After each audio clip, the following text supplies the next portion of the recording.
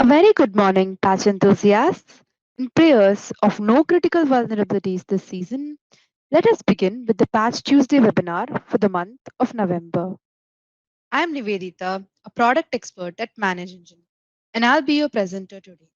Joining me is an expert panel who will be available on chat to answer any of your queries regarding Patch Tuesday updates, patches in general, and any of our products and this webinar. This will be a short 45-minute webinar. And also, please note that this session is being recorded and will be available on Manage Engine's Patch Tuesday website. Now, in this webinar, we'll be discussing the cybersecurity news that have piqued the headlines. Next up, we'll discuss November's Patch Tuesday updates, and we'll also try to understand the impacts of missing them. Later on, we'll look into the best practices to secure your hybrid networks. And towards the end of the webinar, we'll have a Q&A session, which will be handled by our expert panel. Let's begin the webinar with cybersecurity. The flag bearer of internet world requires no introduction. With rising cyber attacks being a constant, admins have no choice but to be vigilant always. With that being said, let's have a look at what's topped the headlines. First, on the headlines, we have reports of a cyber attack that caused trains to stop in Denmark. So last Saturday, DSB, the largest train operating company in Denmark, became the victim of a cyber attack that was targeted at one of its subcontractors, Supeo. Supeo is a provider of enterprise asset management solutions to the railway companies in Denmark, including DSB. As per the reports by DSP, Supeo might have been targeted by a ransomware attack. Speaking of the attack, it impacted the digital backpack 2 platform provided by Supeo. By using this platform, train drivers can access operationally critical information using an iPhone or an iPad. Experts speculate that the threat actor targeted operational technology systems to disrupt operations. Not just DSP. In recent times, there has been a number of cases where railways have been targeted by threat actors such as in Belarus, United Kingdom, Iran, and so on. This attack only highlights how ransomware attacks can be deadly for organizations, both in terms of revenue and brand value. To combat ransomware attacks in their initial stages, Manage Engine Endpoint Central now offers ransomware protection capabilities with the new anti-ransomware module. You can find more about it via the chat link shared in the chat. Next up, we have a critical authentication bug in Fortinet products that are being actively exploited in the wild. Fortinet is urging customers to patch a critical authentication bypass vulnerability. It is to be noted that the vulnerability has already been exploited in the wild. This bug was discovered earlier this month at Fortinet clients in its network operating system, secure web proxy, management platform projects. Speaking of this bug, which has been tracked as CVE 2022-40684, this is a critical vulnerability with a CVSS score of 9.8. And its impact, the vulnerability allows an unauthenticated attacker to add an SSH key to an admin user, enabling potential miscreants to hack the administrative interface using a specially crafted HTTP or HTTPS request. As mentioned earlier, the bug affects Fortinet OS versions from 7.0.0 to 7.0.6 and 7.2.0 to 7.2.1. With that, we are done with the latest cybersecurity news. Now let's move on to the next section, that is the Windows end of life operating system versions. A few windows are being closed this season. Let's dig a little deeper on them. Windows 10 version 20H2 for Home Pro and Pro for Workstation, and Windows 10 version 1909 for Enterprise and Education whose active and security support ends on the 10th of May 2022. It is recommended that you shift to the latest version of Windows, that is the Windows version 11 22H2. Next up, we have the talk of the town, the 6 0-day patches this month. November's Patch Tuesday comes with updates for 6 0-day vulnerabilities, all of which are being actively exploited, with one being publicly disclosed. Probably the scariest 0-day flaws is CVE 2022-41128, a critical weakness in the Windows scripting language that could be used to foist malicious software on vulnerable users who do nothing more than browse to a hacked or malicious site that exploits the weakness. Microsoft credits Google with reporting the vulnerability, which has earned a CVSS score of 8.8. Next, we have CVE 2022-41073. Is a 0-day flaw in Windows Print Spooler, a Windows component that Microsoft has patched mightily over the past year. The Print Spooler has been a popular target for vulnerabilities in the last 12 months, with this marking the ninth patch. An attacker who exploited this vulnerability could gain system privileges. The third 0-day patch for this month is CVE 2022-41125, which is an elevation of privilege vulnerability in the Windows Cryptography API Next Generation Key Solution Isolation Service, a service for isolating private keys. Exploitation of this vulnerability could grant an attacker system privileges.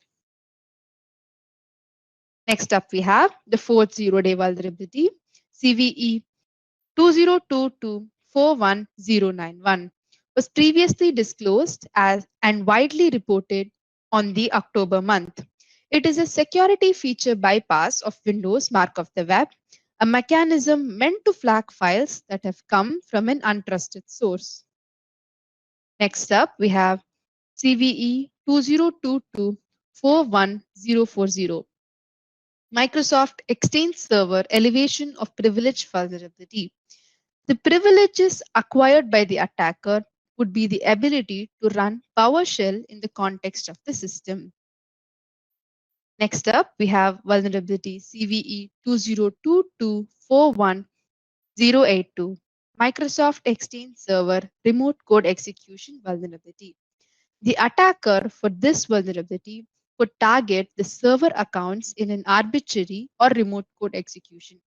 As an unauthenticated user, the attacker could attempt to trigger malicious code in the context of the server's account through a network trap. Next up, we have the 10 critical vulnerabilities, 6 of them impacting on remote code execution, 3 impacting on elevation of privilege, and 1 impacting on denial of service. I'll pause for a minute for you to take screenshots or make notes.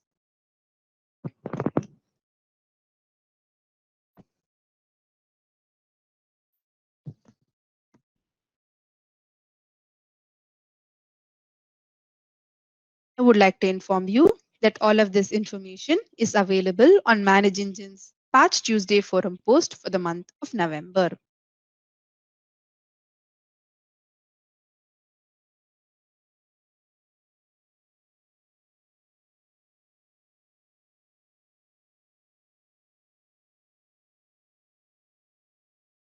Next up, we'll look into the breakdown of Patch Tuesday.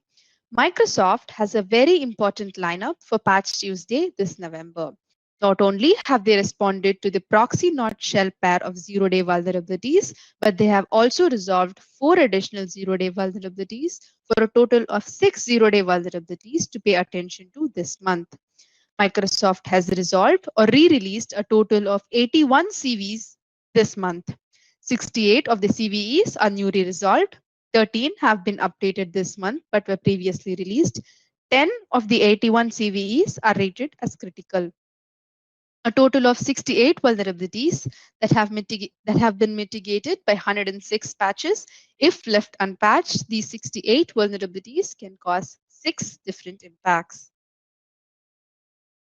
Next up, we have the Patch Tuesday based on operating systems and applications affected. We have 6 from Azure, 2 from Developer Tools, 4 from Extend Server, 1 from Microsoft .NET, 1 from Microsoft Dynamics, 14 from Microsoft Edge, 11 from Microsoft Office, 2 from Microsoft Visual Studio, 3 from open source software, and 42 from Windows.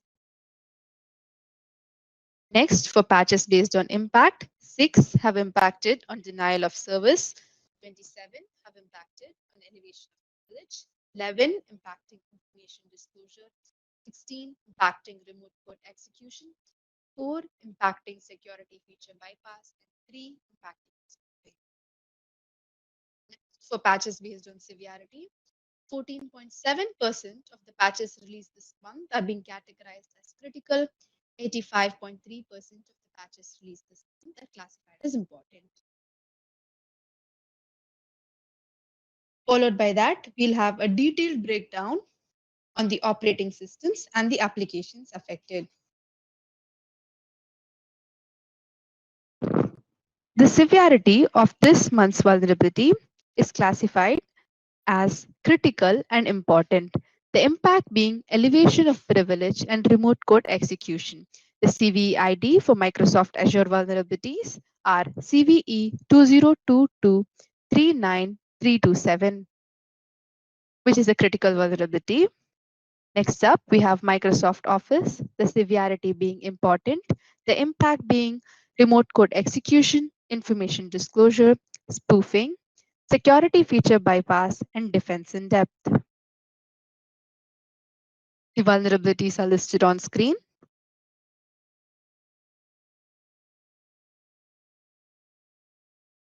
Next up, we have Microsoft Visual Studio. The severity of this vulnerability is categorized as important, the impact being remote code execution and information disclosure. The CVE ID for Visual Studio vulnerabilities are CVE 2022-41119 and CVE 2022-39253. Next up, we have Microsoft Windows. The severity of this vulnerability is being categorized as critical and important, the impact being remote code execution, elevation of privilege, information disclosure, denial of service, and security feature bypass. The CVE IDs of the critical vulnerabilities are CVE 2022-41118, CVE 2022-41044, CVE 2022-41088, CVE 2022-41128, and CVE 2022-2022-37967. Next up, we have CVE 2022-38051. Next, we have developer tools. The severity of this vulnerability is classified as important, the impact being elevation of privilege and information disclosure. The CVE IDs for developer tool vulnerabilities are CVE 2022-41064 and CVE 2022-41120. Up, we have Microsoft Exchange Server. The severity of this vulnerability is classified as critical and important, the impact being elevation of privilege and spoofing. The CVE IDs for Exchange Server vulnerabilities are CVE 2022-41080, CVE 2022-41123, CVE 2022-41079, CVE 2022-41078. Next up, we have Microsoft .NET. The severity of this vulnerability is categorized as important and the impact being information disclosure. The CVE ID for Microsoft .NET vulnerabilities are CVE 2022-41064. Next, we have Microsoft Dynamics. The severity of this vulnerability is categorized as important, the impact being information disclosure. The CVE ID is CVE 2022-41066. Next, we have open source software. The severities of this vulnerability is categorized as important, the impact being elevation of privilege. The CVIDs for open source software vulnerabilities is CVE 2022-3768 and CVE 2022-38041 and CVE 2022-3602. Next up, we have the third-party updates for Windows, in which we can find Google Chrome, Zoom. I'll pause for a minute for you to take screenshots. Ladies and gentlemen, I would like to iterate that all of this information is available on Manage Engine's Patch Tuesday forum post.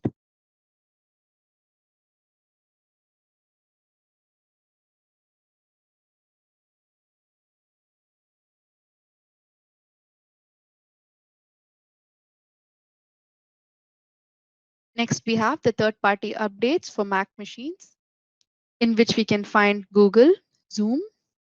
I'll pause for a minute for you to take screenshots or make notes.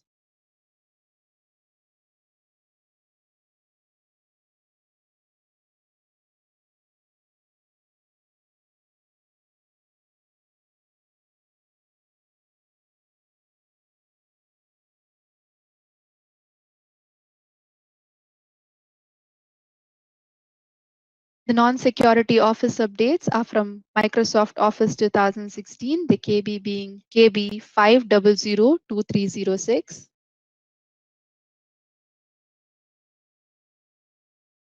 We are glad to inform you that a total of 320 patches released this month are supported by Endpoint Central, Patch Manager Plus, and Vulnerability Manager Plus.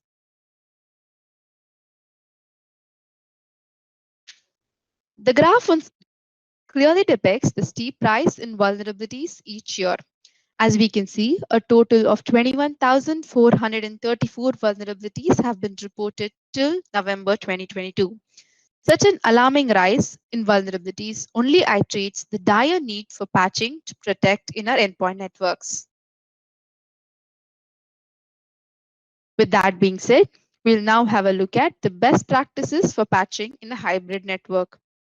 First of all, as a thumb rule, always test the patches you deploy in a test environment to mitigate any mishaps.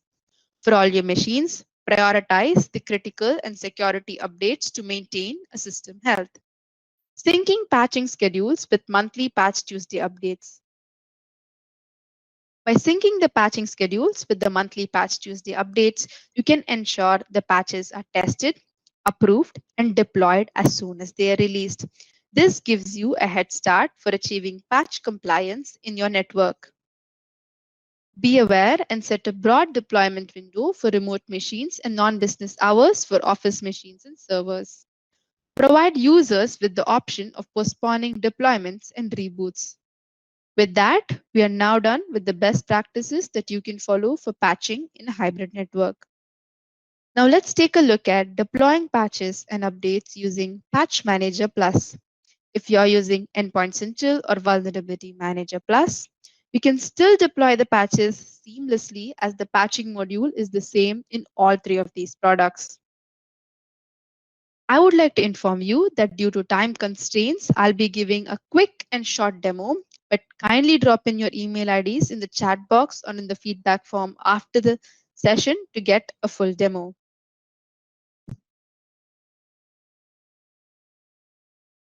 Moving over to the Patch Manager Plus console, we are using the version 10.1.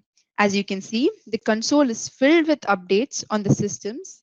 Towards the left side of the screen, you can see the network patch status and the system health graph, below which we can find the missing patches based on severity and vulnerability.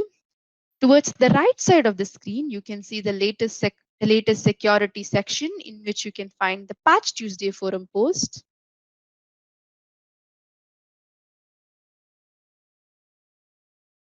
So moving over to the Patches tab on the menu, in this section, you can find various views regarding all the patches that are available patches and install patches and so on from a centralized console.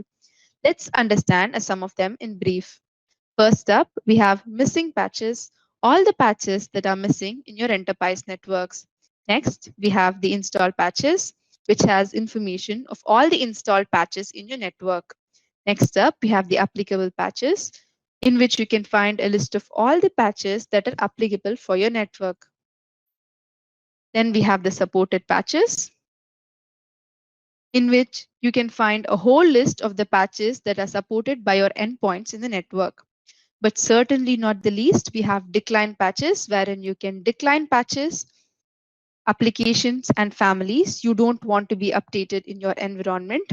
Also, the patches that you decline via this feature wouldn't show up in the missing patches, thereby not affecting the system health compliance.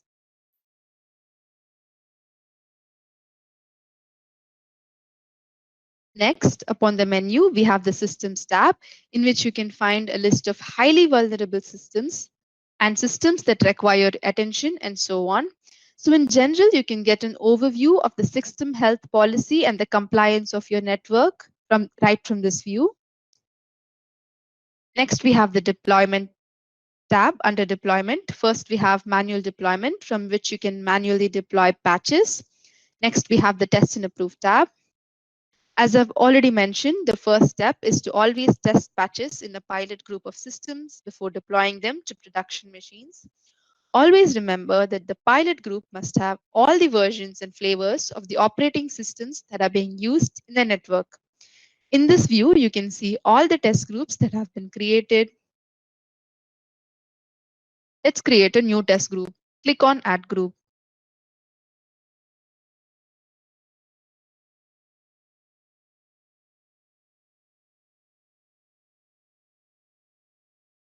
First up, we'll have to define the task by mentioning the operating system. Let's go with Windows for demo.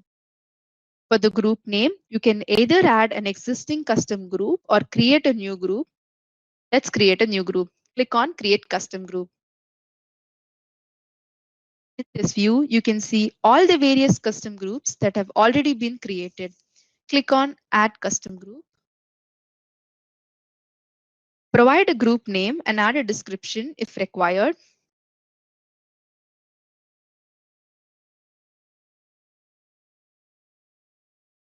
Next category.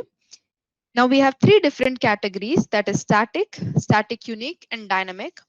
For a test group, always ensure that the category is either static or static unique.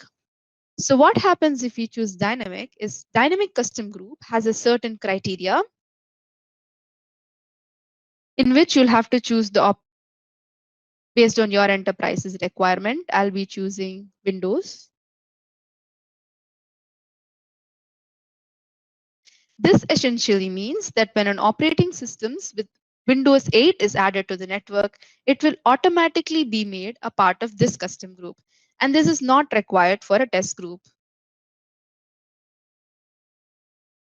So I'll be going with static. You can easily import machines by clicking on the right pane.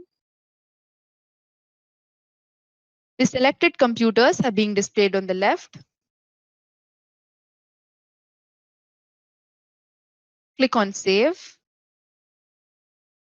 Now we can see our test group has been created successfully under the group name November. Go back to the Test and Approve window. Click on Add Group.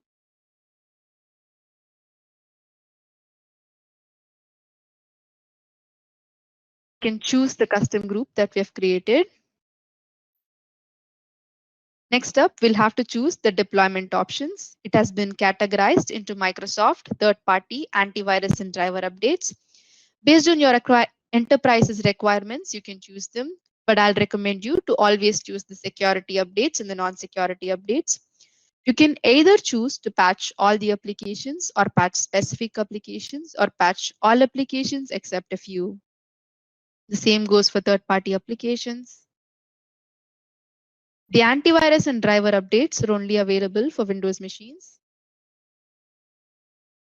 The next step is to choose the deployment criteria. You can choose to deploy patches after n number of days from the vendor release. For deployment policy, you can choose one that has already been created, or you can go with a new policy. Let's go with the pre-built one. So if you want notification regarding the test group, you can enable the feature. If you want to automatically approve test patches, you can mention the number of days. Click on create. Now that's it on testing and approving of patches. Let's discuss another important feature, the automating patch deployment. Automating patch deployment and creating a deployment policy is based on the Patch Tuesday split. Let's click on the creation of an automated patch deployment. So automating patch deployment is of two steps. The first step is to create a deployment policy, and the second is to automate the selected policy. Let's create a new policy. So to create a new policy, you'll have to go to the deployment policies.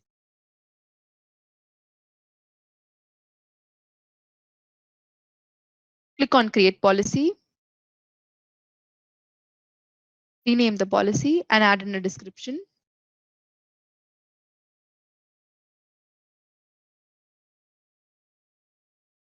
Next up, you'll have to choose the split type. The regular split and the split based on Patch Tuesday is available. The regular split, the days, week, and time have to be specified in Manage Engine's Patch Tuesday split. It is customized based on Patch Tuesday. Keep the window as broad as possible.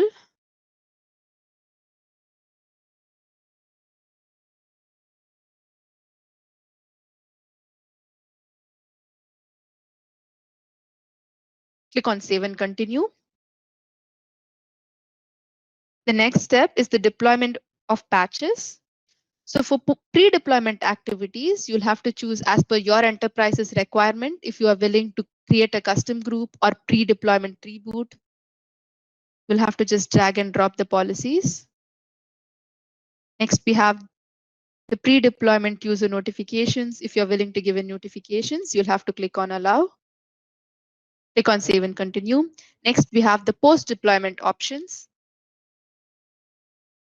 The same goes for post-deployment. You'll just have to drag and drop as per your requirement.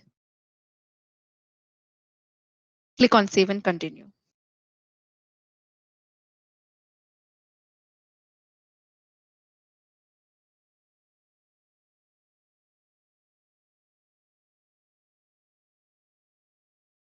Heading back to the Automate Patch Deployment window, choose the operating system. You'll have to choose the updates based on your enterprise's requirement. I'll be choosing the security and the non-security updates. I would also recommend you to do so. The same goes for the third-party updates. You'll have to choose in the deployment window. Click on Next. Choose the policy. Define the target machines. And click on Save.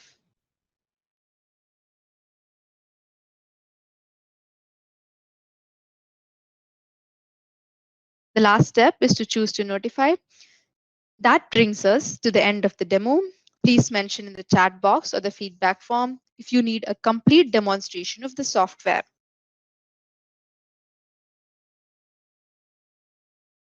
Dear folks, on screen, you can see the solutions that Manage Engine offers for seamless patch management.